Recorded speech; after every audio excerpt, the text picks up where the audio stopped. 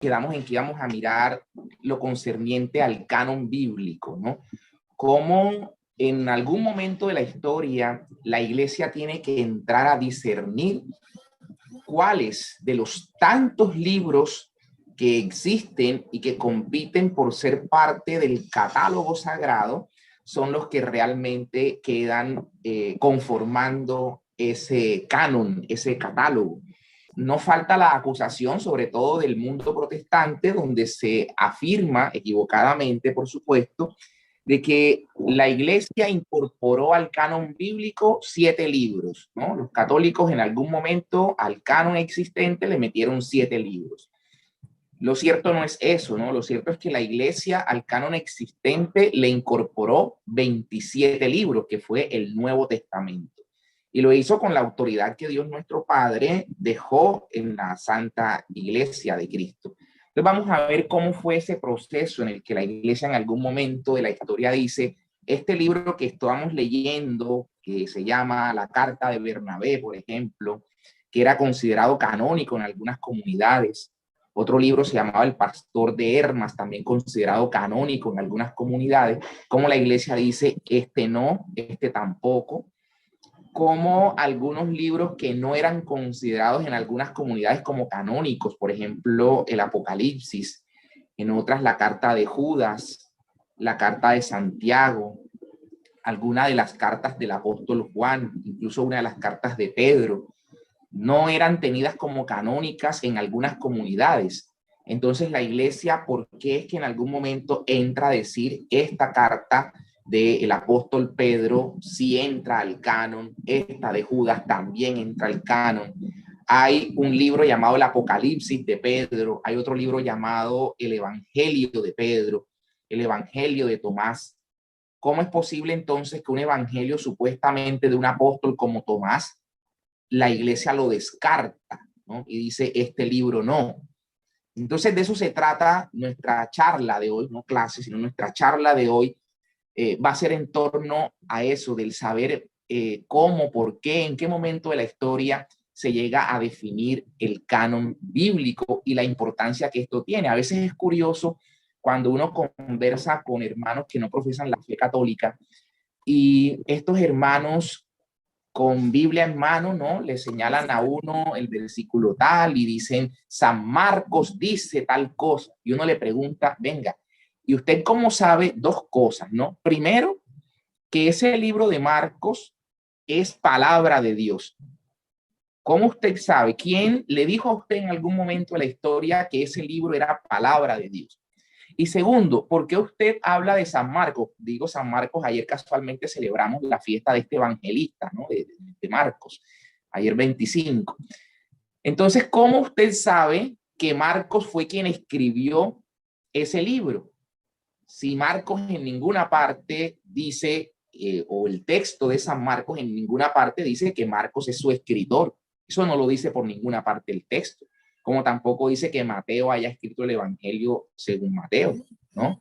Ni que Lucas haya escrito el Evangelio según San Lucas. Y sin embargo, nosotros y ellos repetimos Evangelio según San Lucas, Evangelio según San Marcos, Evangelio según San Mateo.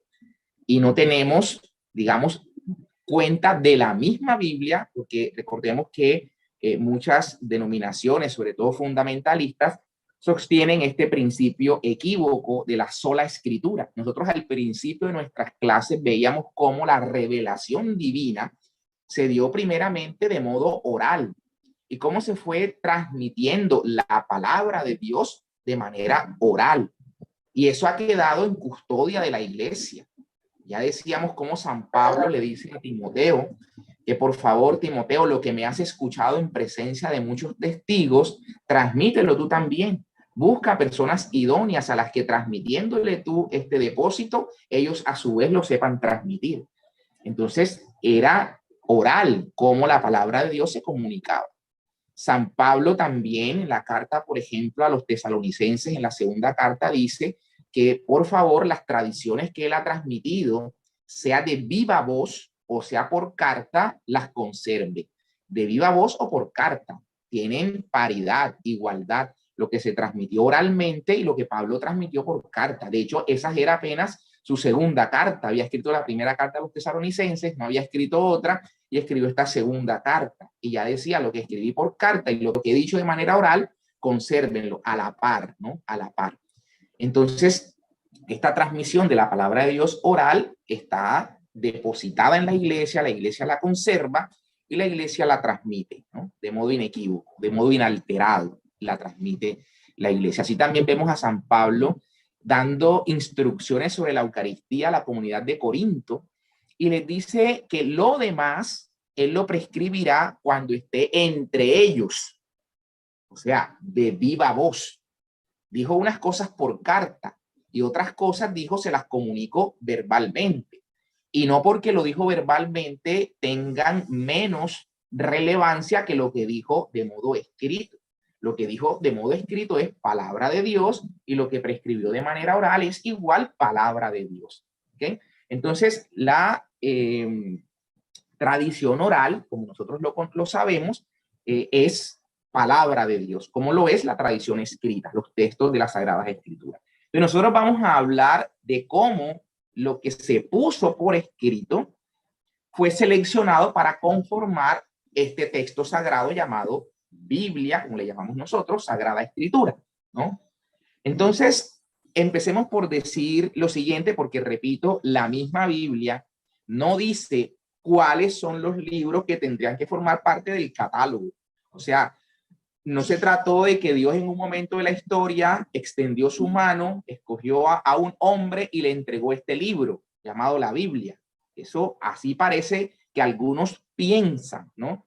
Como si Dios mismo hubiese dicho en algún momento de la historia, tengan este libro, esta es su guía y ahí están los libros que son o que hacen parte del canon sagrado. Lo que es mi palabra escrita está en este libro. No, tocó a los mismos seres humanos por la acción de Dios, por supuesto, pero le tocó a los mismos seres humanos este discernimiento. Y cuando digo los seres humanos, son aquellos que Dios había investido de autoridad en su iglesia para en concilio determinar cuáles eran estos libros que iban a formar parte del canon sagrado. ¿Okay? Entonces vamos a empezar por lo que fue el Antiguo Testamento. Nosotros ya que hemos ido estudiando cómo estos libros se fueron conformando, y la clase anterior decíamos que en algún momento de la historia, estoy hablando cerca del año 300, año 250 antes de Cristo, hablábamos en ese momento del imperio helenista.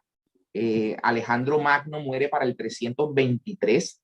Entonces empieza a consolidarse este imperio de los griegos, la lengua griega empieza a imponerse, la cultura griega empieza a imponerse, y precisamente en Alejandría de Egipto, habla griega, conquistada esta ciudad, su nombre de hecho Alejandría es en honor a Alejandro Magno, estaba siendo gobernada por Ptolomeo Filadelfo, ¿no?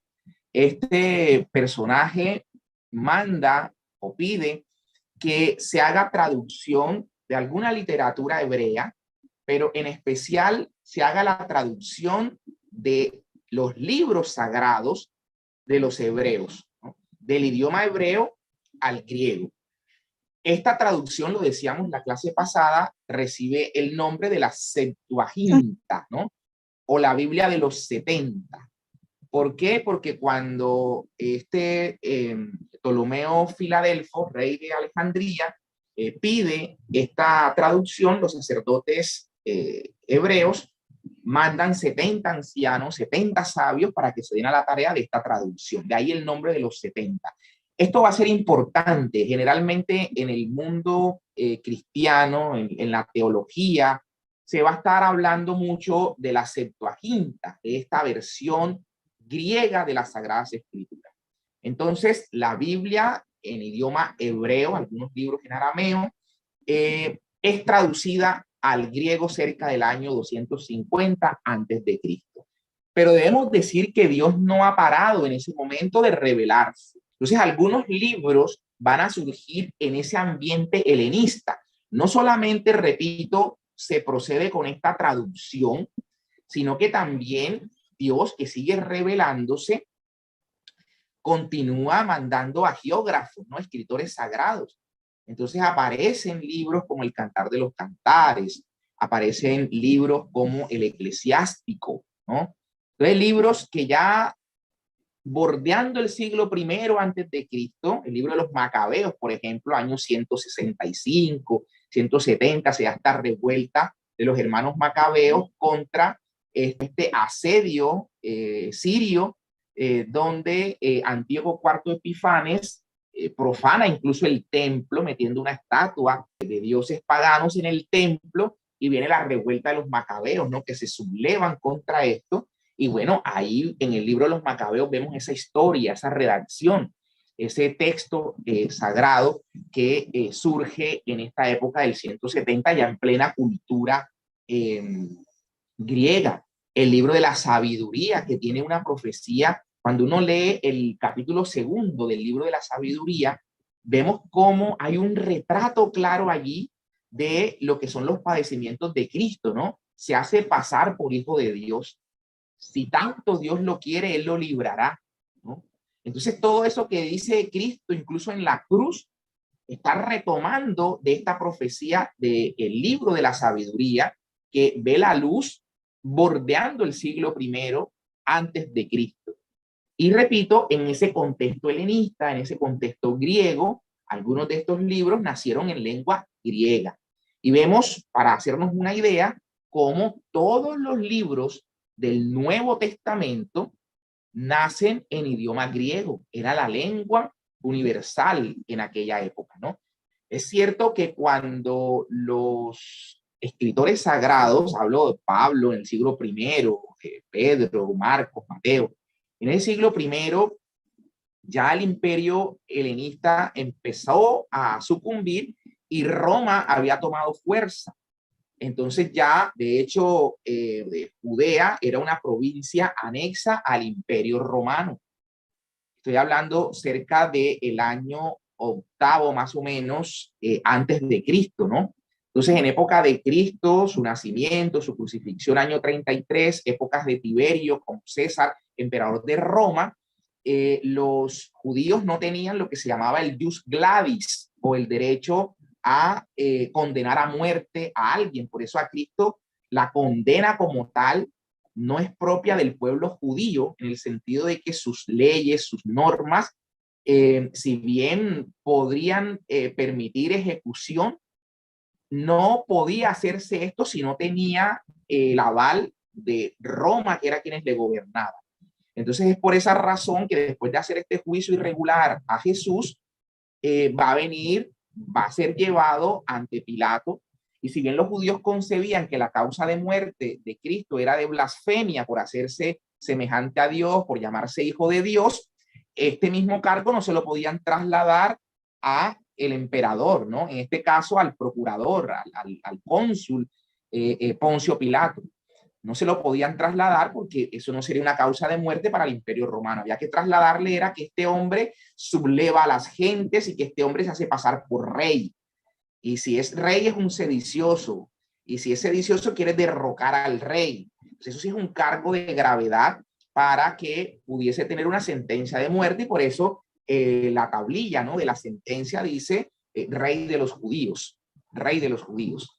Justamente por eso. Entonces quiero simplemente que ese contexto histórico no lo perdamos de vista. Ya en época de Cristo, si bien el imperio romano y toda la parte occidental de ese imperio romano hablaba el latín, en toda esta parte de Oriente se hablaba el griego. O sea, toda la cultura helenista que repito desde Alejandro Magno, todo lo que allí se fue consolidando, miren la fuerza que tomó, que aun cuando el imperio romano empieza luego su hegemonía, aún así una gran parte del imperio continúa hablando el griego y otra parte el latín. Y las escrituras, los escritores sagrados del Nuevo Testamento, todos ellos escribieron en griego.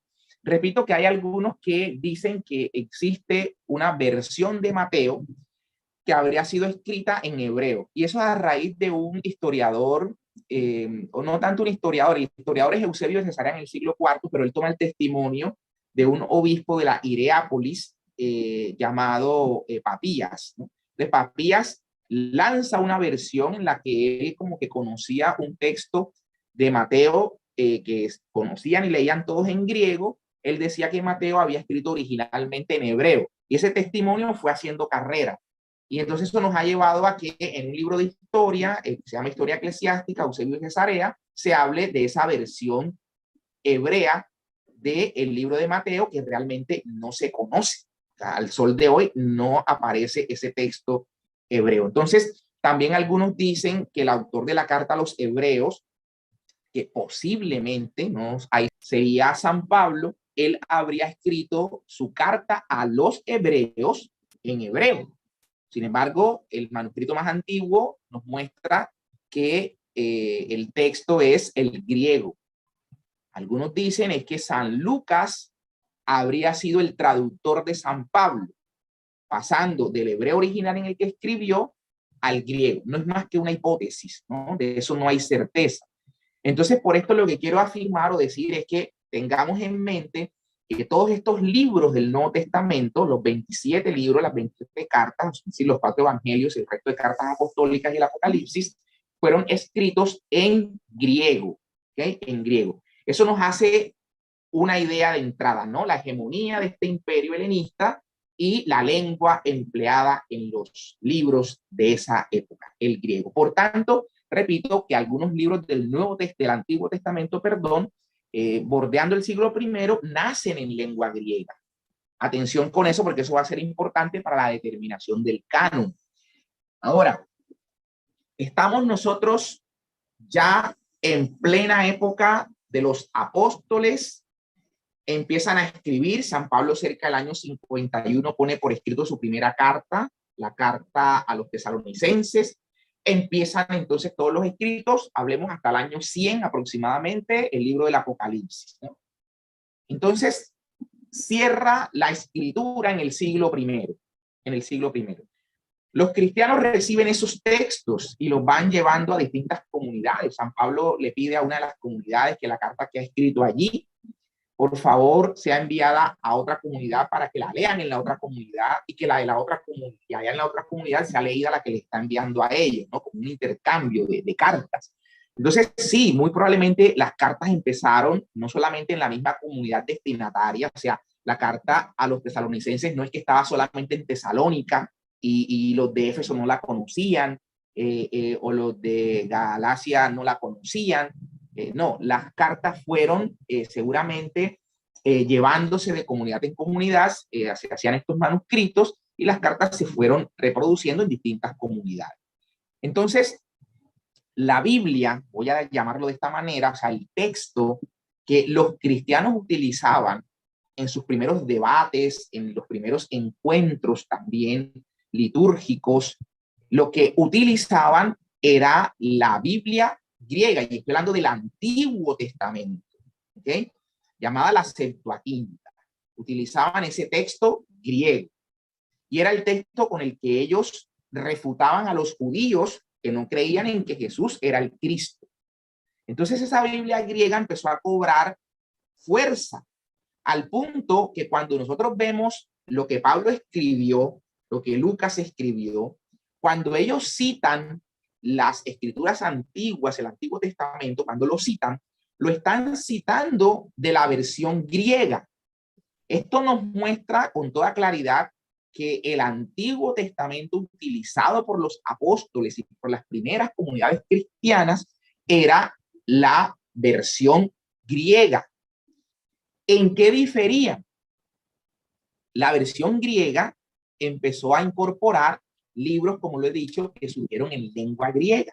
He citado por acá a los libros de los Macabeos, he citado al libro de la sabiduría, ¿okay? Cuando estas disputas entre cristianos y entre judíos empiezan a cobrar fuerzas, miremos, por ejemplo, lo que en el año 49 ocurre. En el año 49, el emperador en Roma era Claudio. Y la historia, hablo de lo que escribe Suetonio, por ejemplo, o lo que escribe Tácito, historiadores de ese mismo siglo I, o por lo menos entrado principios del siglo II, ellos escriben la historia de Roma, la historia de los 12 Césares, de los 12 emperadores que hasta la época iban. Y cuando nos hablan de Claudio, en el año 49, nos dice que Claudio expulsó a los judíos. Y los expulsa ¿por qué? Los expulsa por las pugnas con los cristianos. Claro, Claudio no podía distinguir cuál era la controversia de fondo y seguramente en un mismo saco los echaba a todos, judíos. Por eso vemos nosotros en Hechos de los Apóstoles, cuando se nos habla, Lucas nos narra que una pareja de esposos, Áquila y Priscilia, fueron expulsados de Roma, ¿no? Fueron expulsados de Roma y de hecho ellos terminan asentándose en Corinto. Entonces son expulsados en la época en la que Claudio los expulsa a los judíos por estas pugnas entre cristianos y judíos. ¿Y qué discutían? Vemos, por ejemplo, también que se nos narra de Apolo, que era un judío de Alejandría, que era conocedor de las escrituras y que con las escrituras refutaba a los judíos mostrándoles quién era el Cristo. Pablo entraba a las sinagogas de los judíos los sábados y con las escrituras les mostraba quién era el Cristo. ¿De qué escrituras estamos hablando?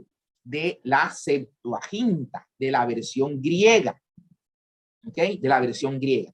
Esto, en lo que he venido insistiendo, es porque es muy relevante.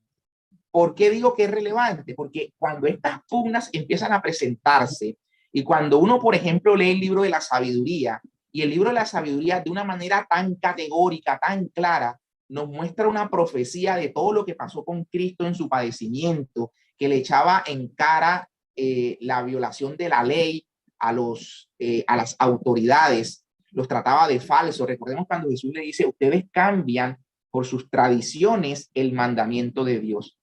¿Cómo así que el mandamiento dice que hay que ayudar al padre y a la madre, honrar al padre y a la madre? Y ustedes dicen que si dan ofrenda al templo, ya con eso quedan relevados de ayudar a su padre y a su madre. Hipócritas, les dice Jesús a los fariseos, están cambiando el mandamiento, la ley, la están cambiando por sus tradiciones. ¿Okay? Entonces Jesús echa en cara esto a los fariseos y esto es lo que dice el libro de la sabiduría, que el Señor o de la persona que se está hablando, que no la enuncia con precisión, digo con exactitud, con especificidad, pero se está hablando de esta persona que se hace llamar hijo de Dios, tiene a Dios por padre, ¿verdad? Y que le dicen, tendámosles una trampa, ¿no? Sometámoslo a una muerte con escarnecimiento, es la palabra que se utiliza, ¿no? Sometámoslo al escarnio. Si Dios es su padre, lo librará. ¿Okay? De todas estas profecías evidenciaban claramente lo que había pasado con el Cristo. Entonces, ¿qué pasa cuando estas pugnas entre cristianos y judíos empiezan a darse? Pues muy sencillo. Los judíos van a rechazar, como no hay forma de refutar esto, los judíos lo que van es a rechazar el libro. Entonces los judíos, algunos dicen que cerca del año 100 y que hubo un concilio llamado el concilio de Jamnia o de Jamnia. Repito, cuando digo que algunos dicen, hago la referencia es porque hay un sector de los eruditos en la historia bíblica que sostienen que este concilio de Jamnia no habría tenido lugar. Pero sí la escuela de Jamnia, o sea, sí estos rabinos, estos judíos en esa ciudad de Jamnia o de Jamnia, estos judíos son los que en últimas toman la decisión de definir cuáles son los libros que para los hebreos, no estoy hablando de los cristianos, para los judíos propiamente, harían parte del canon bíblico. ¿Y cuál fue uno de los criterios que ellos tuvieron para seleccionar sus libros por las pugnas que estaban teniendo con los cristianos? Que todo aquello que estuviera en lengua griega no haría parte del canon. O sea, que la Septuaginta, que tenía los libros del canon hebreo, que se tradujeron luego al griego y que algunos libros habían nacido ya en la época helenista en lenguaje griego, algunos, otros no, otros habían nacido en lengua hebrea o aramea y fueron traducidos al griego y tal vez se habían podido perder o no se tenían las copias originales en hebreo, sino las griegas. Entonces los judíos rechazaron todo lo que había sido escrito en griego. Esa es la razón por la cual la iglesia, años después, cuando hace la selección del canon, que revisa todo lo que en las distintas comunidades se leía y se tenía por palabra de Dios y que era lo que San Pablo citaba y lo citaba en griego, la iglesia termina diciendo estas cartas, estos libros son verdaderamente inspirados, son auténticos. Los hebreos lo rechazaron por el repudio a los cristianos, pero los cristianos no podríamos entrar en esa misma línea. Es la razón por la cual la iglesia mantiene, no incorpora, ojo, no incorpora, mantiene ciertos libros como el libro de Judith, el libro de Tobit, el libro de los Macabeos primera y segunda, el libro de Eclesiástico. Estos libros que nosotros llamamos luego deuterocanónicos por la controversia esta en la que en algún momento entraron. Bien, dicho eso o presentado este panorama como tan general, pero nos va a dar una idea de cómo entonces se llega a lo que a continuación voy a contar. Miremos, por ejemplo, que existe un texto, una traducción que hizo Orígenes de Alejandría. Orígenes nace cerca del año 180 aproximadamente, muere para el año 250. Orígenes escribe lo que se conoce como la Hexapla, ¿no? La Hexapla no es cosa distinta de una obra de exégesis maravillosa. O sea, Orígenes se dio a la tarea de hacer 6 columnas de todo el Antiguo Testamento y transcribe la versión de la Septuaginta, transcribe la versión en el hebreo. Y para la época había un cristiano, o mejor dicho, un judío converso al cristianismo llamado Áquila. Estoy hablando del año 130 aproximadamente. Áquila se convierte al cristianismo y le regala a los cristianos una traducción muy similar, porque es hebreo, es judío, traduce las Sagradas Escrituras de la lengua hebrea, hace él esta traducción al griego que se hablaba, digamos, por la época, pero muy similar a la traducción hebrea. De pronto quiso ser más fiel que lo que había sido la misma versión de la Septuaginta. Y años más tarde, pero todavía antes de Orígenes, por supuesto, recuerden, he dicho Orígenes nace año 180, muere en el 250. Entonces, aparecen 2 personajes, uno llamado Teodosión y otro llamado Símaco. Estos 2 personajes, también de origen judío, hacen una copia fiel, una traducción también todavía mucho más fiel, mucho más apegada a la versión hebrea. ¿Okay? Y entonces lo que va a hacer Orígenes de Alejandría es poner en una línea la Septuaginta, en otra línea la versión hebrea, en otra línea la versión de Áquila, en otra línea la versión de Teodosión, en otra línea la versión de Símaco, y entonces ahí forma estas 6 columnas, que por eso su versión se llama la Hexapla, ¿no? La Hexapla de 6. Y ahí entonces vamos viendo la depuración que los cristianos van haciendo de los textos. Algunos padres de la iglesia en algún momento pueden decir o identificarse con la versión hebrea, otros se van a identificar con la versión griega, y la iglesia tiene que tomar esa decisión. Miremos que el mismo Jerónimo, y ya para aquí vamos dándole rienda a este punto, Jerónimo en el año 380 aproximadamente, el papa de la época, Dámaso I, le pide a Jerónimo que haga la traducción de los textos de las Sagradas Escrituras del griego, del hebreo en el que se encuentran los textos, los pase al latín, que era el idioma de esa parte occidental del Imperio Romano, donde la iglesia tenía su sede. Que la Vulgata, ¿no? Que es la versión, digamos, que la iglesia manejó como versión original durante muchos años, la Vulgata. Lo que hace Jerónimo al adentrarse a las fuentes hebreas, Jerónimo se enamora de la versión hebrea. Y Jerónimo es uno de los padres de la iglesia que en su momento recomienda el canon hebreo más que el canon griego. ¿Okay? Contrario a lo que para la época o años más tarde va a recomendar San Agustín al norte de África. Recordemos que San Agustín era obispo de Hipona, cerca a Cartago, al norte de África, ¿no? Y San Agustín va a participar en alguno de esos concilios regionales o sínodos en los cuales se termina haciendo una definición formal del canon bíblico. ¿Okay? Entonces, como el mismo San Agustín lo dice, que no es la autoridad de él, y Santo Tomás también lo presenta, no es ningún doctor de la iglesia, es la autoridad de la iglesia que discierne. Entonces ha podido existir que un padre de la iglesia en particular hubiese preferido el canon hebreo lo que los hebreos dictaminaron apartándose del canon cristiano, otros padres el canon griego en su totalidad, pero la iglesia es la que tiene que entrar a hacer ese discernimiento y esa definición finalmente de los libros. ¿Okay? Entonces, dicho esto, en el año 382 viene el primer concilio, la primera declaración oficial, digámosle así, que la iglesia nos regala a propósito de los libros de las Sagradas Escrituras. Pero ¿cómo llega la iglesia a esto? Antes de la iglesia, que la iglesia llegara al 382 con el Papa San Dámaso I, tenemos una especie de lista que nos habría regalado Atanasio de Alejandría. Atanasio de Alejandría es este mismo hombre del que ojalá pudiésemos abordar y leer un poco su vida, porque es de una actitud que uno dijera, por eso yo a veces pienso que si estos primeros cristianos, hermanos nuestros, nos están viendo, ¿no?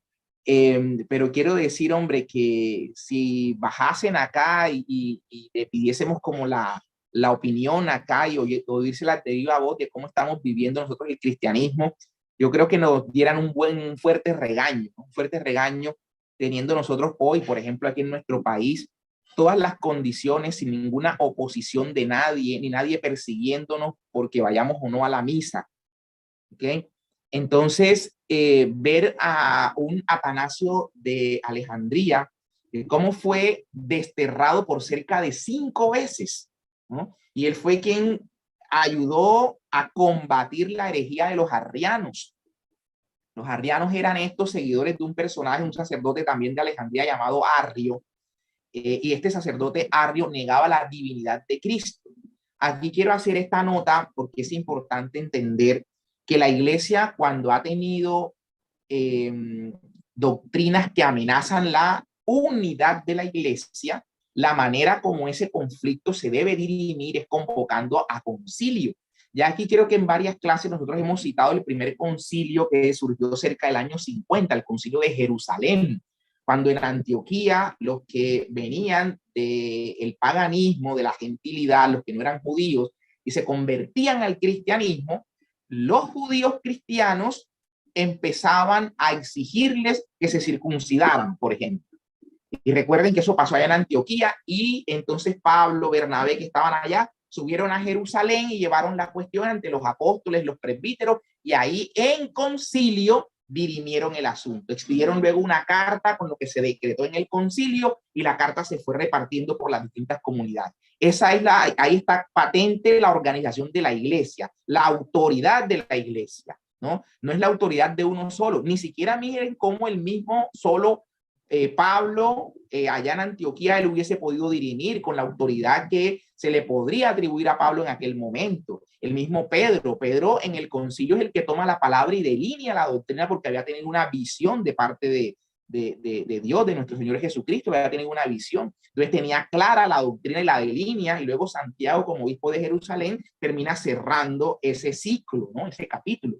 Pero la iglesia en concilio dice, nosotros y toda la iglesia hemos decidido con el Espíritu Santo que, y la iglesia decide. Entonces, la iglesia ha tomado ese modelo. En un momento de la historia, la iglesia estaba bajo persecución, pero cuando en el 313 se dicta este edicto, el edicto de Milán, y que se le permite a los cristianos ejercer públicamente su credo, ¿no? Profesar su credo. Sí, correcto. Aquí alguien hace la anotación de San Atanasio de Alejandría. Así es. Se considera santo no solo en la iglesia católica, sino también en la iglesia ortodoxa, incluso los mismos luteranos lo consideran de ese modo. Eso es correcto. Bien, entonces decía que ojalá miráramos la vida de San Atanasio, ¿no? Y la revisáramos.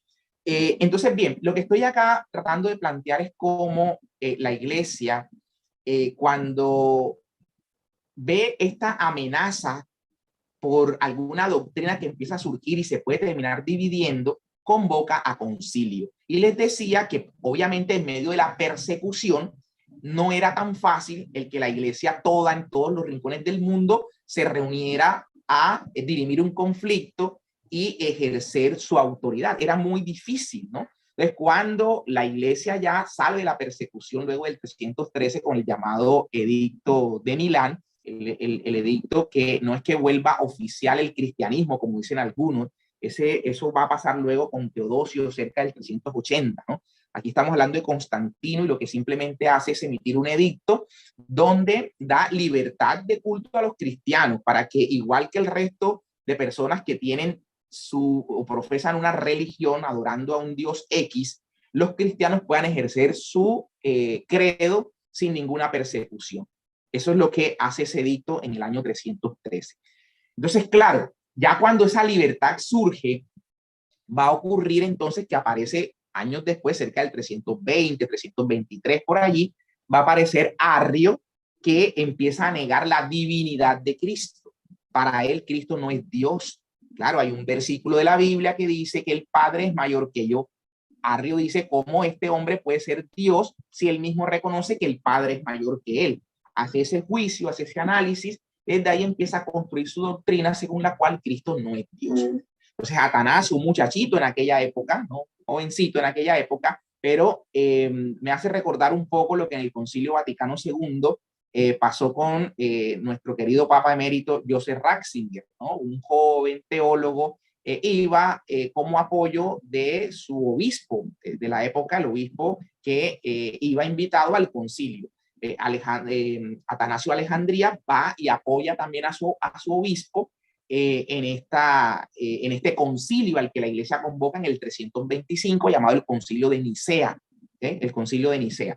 ¿Qué hace o qué pasa en ese Concilio de Nicea? En ese Concilio de Nicea, la iglesia reprueba la doctrina de Arrio que negaba la divinidad de Cristo.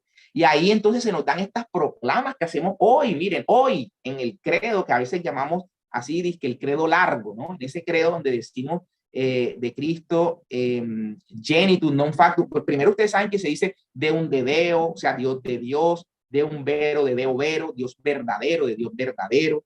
Genitus non factum, engendrado, no creado. Nosotros somos criaturas. Cristo es engendrado de la misma esencia del Padre. Consustancial en patris, de la misma naturaleza del Padre. Et es natus ante omnia secula, ¿no? Él nació antes de todo lo creado. Entonces, esas proclamas respecto de la persona de Cristo y su divinidad se nos regalan allí en el Concilio de Nicea y jugó un papel importante Atanasio de Alejandría. Vemos entonces que años después aparece otra herejía llamada la herejía macedoniana por un personaje llamado Macedonio. La herejía también se conoce como los neumatómacos, es decir, los enemigos del espíritu. Estos negaban ahora la divinidad del Espíritu Santo. La divinidad del Espíritu Santo. Entonces la iglesia, viendo que esta herejía también podía de una u otra manera dividir y fragmentar la iglesia, convoca a concilio en el año 381 al llamado concilio de Constantinopla. Y ahí se nos regalan las proclamas que hoy tenemos respecto del Espíritu Santo, ¿no? Qui locutus esper profetas, él habló por los profetas.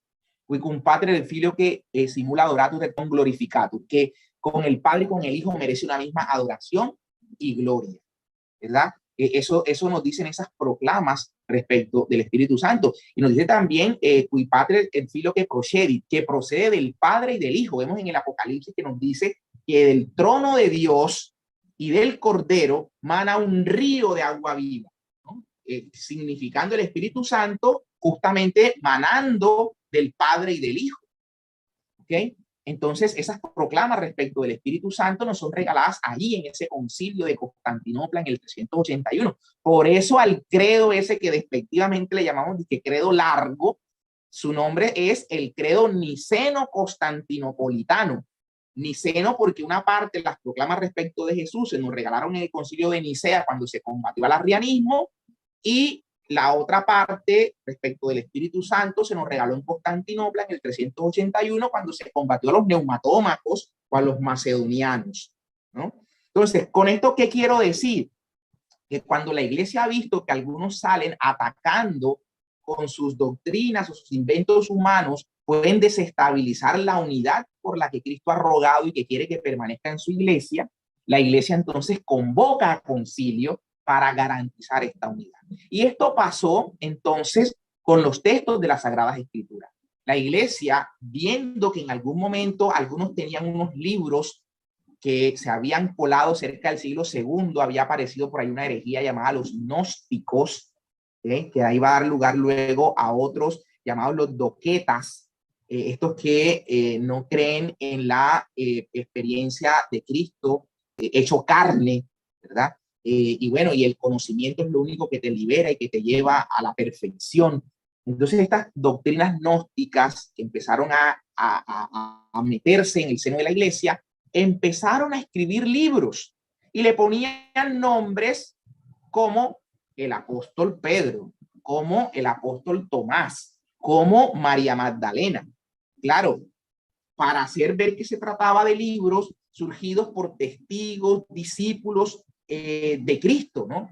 Y darle autoridad a los textos. Entonces, fíjense cómo la iglesia tuvo que entrar a discernir cuando estos libros empiezan a aparecer y se están leyendo en algunas comunidades. El Apocalipsis de Pedro, este personaje que les decía hace un rato,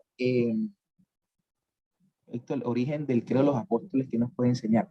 Bueno, con relación a la pregunta que hacen aquí del credo de los apóstoles, la primera versión que se tiene, cuando digo la primera expresión que alguien habla del credo de los apóstoles y lo remonta a los apóstoles, es dada por San Ambrosio de Milán, ¿no? El obispo de Milán. Estoy hablando cerca, todavía digamos siglo IV, Ambrosio de Milán escribe en una carta que le manda al Papa de la época, no sé si era Celestino, me excusan si no preciso el nombre del Papa de la época, pero pueden allí buscarlo. Si era Celestino, le manda Ambrosio de Milán una carta al Papa Celestino donde le habla de este credo de los apóstoles y le dice que esto ellos lo han recibido de los mismos apóstoles cuando algunos de ellos estuvieron en Roma, ¿no? Había, y esto sí es una especie como de leyenda, porque hay como 12 ítems, y entonces que cada apóstol escribió una parte por separado y luego se juntaron. Digamos que estos ya son un poco de cuestiones alrededor del texto que no podíamos afirmar que esto sea así con claridad. Sin embargo, la crítica textual que ha estudiado y ha tratado de remontar los orígenes ha llegado cerca del año 150, 180 aproximadamente a datar este credo de los apóstoles. O sea, no estoy diciendo que no venga realmente de los apóstoles, simplemente que la crítica textual haciendo su estudio no lo ha podido llevar más allá, más, no sé si sea la palabra correcta, más allá, o sea, voy hacia el siglo primero, hacia el año 1. Lo ha llevado hasta el 180, pero no ha podido bajar más, ¿no? No ha podido bajar más. La crítica textual haciendo, digamos, la trazabilidad de dónde viene el credo de los apóstoles y lo data, repito, del año 180, aproximadamente, 180, 150. Pero San Ambrosio, tenemos esa carta enviada al Papa donde le pide que por favor custodie este credo que han recibido, dice él, de los apóstoles. De ahí es que viene el nombre, el credo de los apóstoles, por esta frase de Ambrosio de Milán en la carta enviada al Papa. Si alguien tiene, no tengo Google, y puede buscar si era o no Celestino, el Papa de la época, le agradecería enormemente y me saca a mí también de la imprecisión o de la duda que tengo en este momento si era Celestino o no. Con gusto, Norma. Entonces, bien, espérenme y reviso la hora que puedo estar ya pasando. Bueno, ya unos 10 minutitos. Entonces, voy cerrando la idea para entender que Atanasio de Alejandría, que les cuento, es el primero que utiliza la palabra canonizar para los libros sagrados, ¿no? En una carta que él, con ocasión de la Pascua, le envía a los fieles de su diócesis de Alejandría, en esa carta él dice, estos son los libros canónicos, ¿ok? Y entonces ahí mienta un listado de libros muy similar a los libros que tenemos hoy en día. Digo muy similar, pero apenas se empezaba esto a decantar, ¿no? O sea, ahí tenemos, digamos, la primera versión casi como hoy la tenemos de estos textos. Pero realmente el primer texto, lista que encontramos como de aproximándose a cuáles eran los libros sagrados, la tenemos en un fragmento que se conoce con el nombre del fragmento muratoriano. ¿Por qué muratoriano? Porque el que descubrió, perdón, o encontró esa lista se llama Antonio Ludovico Muratori, ¿okay? un personaje que encuentra esta lista en la Biblioteca Ambrosiana de Milán.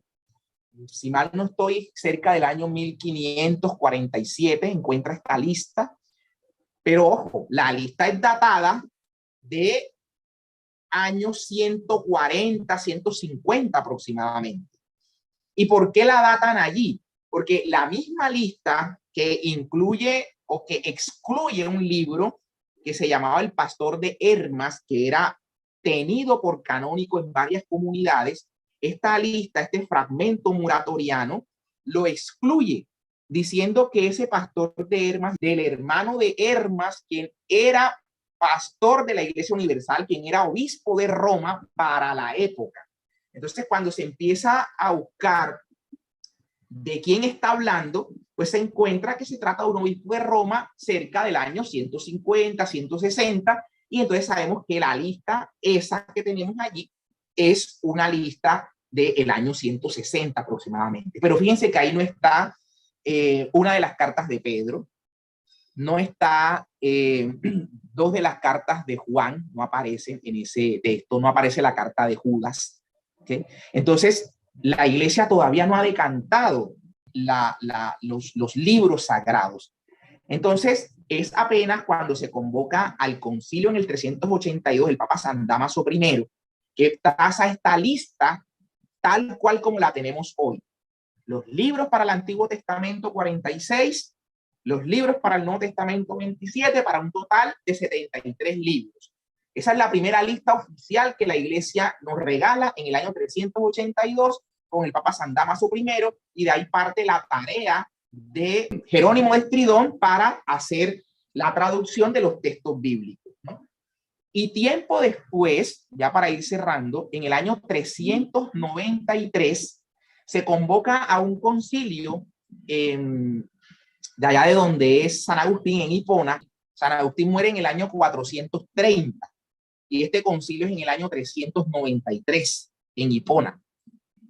Y ahí en el concilio de Hipona se traza el listado también de los libros sagrados y 46 libros del Antiguo Testamento, 27 libros del Nuevo Testamento, para un total de 73 libros, que son los mismos libros que luego en un concilio, años más tarde, en el 397, el concilio de Cartago, allí también en el norte de África, también será presente. En ese concilio de Cartago se determina también el listado ratificando este canon, este libro, y dice que la iglesia transmarítima, utiliza la palabra esa para hablar de la iglesia que está del otro lado del Mediterráneo, o sea, se refiere así a Roma, a la sede, que Roma debería ratificar. Viene entonces esta carta del Papa Calixto, enviada a Exuperio de Toulouse, año 407, con el listado de los libros sagrados, lo que muestra una completa armonía en los concilios de la iglesia. Entonces, cuando uno pregunta y uno quiere tener la claridad de cuáles fueron los concilios que determinaron y decidieron con autoridad los libros que hoy tenemos en las Sagradas Escrituras, encontramos en primera medida el concilio de Roma del 382, el concilio de Cartago, de Hipona, perdón, del 393, el concilio de Cartago del 397, y ya años más tarde ya tenemos un concilio ecuménico global, digamos, de toda la iglesia, porque este concilio de Roma fue un sínodo en Roma, el de Cartago fue los obispos de esa región del África, el de Hipona los de esa región del África, del norte del África. Y luego ya el concilio de Florencia, un concilio sí ecuménico, hablando del año 1452 aproximadamente, año 1452, viene aquí este concilio de Florencia ecuménico, donde todo esto que ya la iglesia había dicho de modo regional, lo elevan a la categoría universal, ¿no? Y lo ratifica, por supuesto, cuando aparece toda la reforma no, yo digo la revolución protestante aparece, entonces la iglesia en el concilio de Trento, año 1550 aproximadamente, aparece el listado ya oficial diciendo que esos son los libros tal como la iglesia los ha reconocido siempre. ¿Okay? Entonces los hermanos protestantes tienen 7 libros menos. ¿Por qué razón? Porque si uno revisa bueno, son las y 57, se los voy a dejar ahí, continuará del por qué los hermanos protestantes sacaron estos 7 libros, en qué momento los sacaron, porque sus 2 primeras versiones, la de Reina, año 1586, y la de Varela, año 1602, traen los deuterocanónicos, los 7 libros que nosotros tenemos, ellos lo tienen. Entonces, bueno, voy a terminar la idea. Okay. Entonces, pero a grosso modo, ¿no? Entonces digo que ellos, años después, sacan estos libros, incluso Lutero, cuando hizo su traducción, Lutero incorporó estos 7 libros, los tenía en la Biblia que él tradujo al alemán. Repito, la Biblia de Reina, la Biblia de Varela, que eran llamadas la Biblia del oso, una de ellas porque tenía un oso en la portada tratando de alcanzar un panal, y la otra llamada la Biblia del Cántaro, se llamaba la versión de Reina y la versión de Varela, que luego se fusionaron y es la que hoy tienen la mayoría de protestantes, ¿no? La Biblia Reina Valera. Es la fusión de la edición de Casiodoro de Reina y de Cipriano de Varela. Entonces, ahí venían, y solo hasta el año 1820 es que ellos, por cuestiones económicas, las Sociedades Bíblicas Unidas de Glasgow y de Edimburgo, presionan a las Sociedades Bíblicas Británicas para que no saquen más Biblias con estos textos que nosotros llamamos deuterocanónicos, que en la próxima, pues de pronto empezamos por ahí explicando un poquito por qué este nombre, pero digamos que convivieron con estos libros hasta el año 1820, cuando desde allí ya dejaron en sus Biblias de editarlas con estos 7 libros llamados por nosotros deuterocanónicos. O sea, ¿por qué deuterocanónicos? Porque sí, la iglesia, digamos que después de un discernimiento, algunos decían no deben ser incluidos, otros que sí, cuando la iglesia decide, pero también hay deuterocanónicos del Nuevo Testamento. La carta a Santiago, que Lutero llama carta de paja, esa carta porque le tumba su doctrina de la sola fe, que le dice Santiago que la fe sin obras está muerta.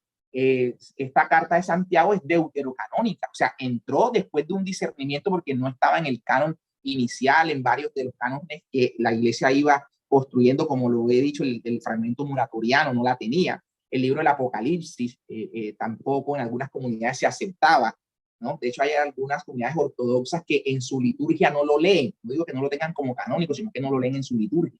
Pero bueno, para no seguir, digamos, robándoles el tiempo de la hora que ustedes seguramente destinan para esto, cierro allí con estas ideas. Sé que esto último lo cerré ahí como a los puños, ¿no? A la brava. Entonces, la próxima empiezo por acá, dándole un poco más ya de forma y claridad, y por ahí pues ya continuamos con el otro tema, pero quisiera que lo que hemos contado y esta visión un poquito panorámica general de cómo fuimos llegando a la determinación de estos libros y puntualmente estos concilios de Roma, de Hipona y de Cartago, lo tengamos claro. La próxima cerramos ya con un poco más de claridad y dejo espacio por si alguno tiene preguntas y están a mi alcance, adelante. Si hay más preguntas, adelante. Aquí encontré este libro que se lo recomiendo, que se llama Magisterio de la Iglesia, el de Singer, ¿no? Aquí están la gran mayoría de los concilios, de las cartas, que a lo largo de la historia han ido dando toda esta doctrina, ¿no? Que tenemos en la iglesia. Entonces, aquí está la carta que les decía hace un rato de Ambrosio de Milán, en la que él manda al Papa, que todavía no me han dicho por ahí si en efecto fue el nombre que yo decía, no leerle la duda que tenía. Excelente. No es el Papa, el nombre lo tenía equivocado, es el Papa Ciricio. Entonces ya les leo aquí, dice, sobre el credo apostólico que alguien preguntaba. Con este nombre se designa una determinada fórmula de fe de la que durante muchos siglos se pensó que había sido compuesta por los apóstoles mismos y que por tanto disfrutaba de sumo prestigio. Los vestigios más antiguos de esta opinión se encuentran a fines del siglo IV.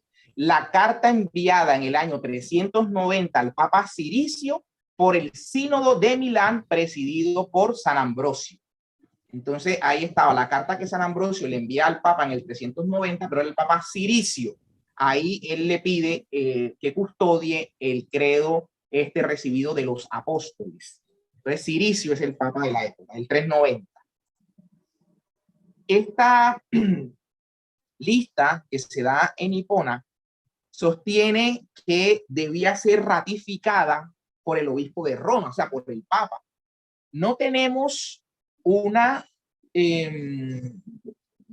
digamos, una ratificación expresa del Papa, pero sí tenemos una carta del Papa de la época en el año 407, enviada al obispo Exuperio de Toulouse, y esa carta el Papa le envía el listado de los libros conforme a este concilio de Hipona,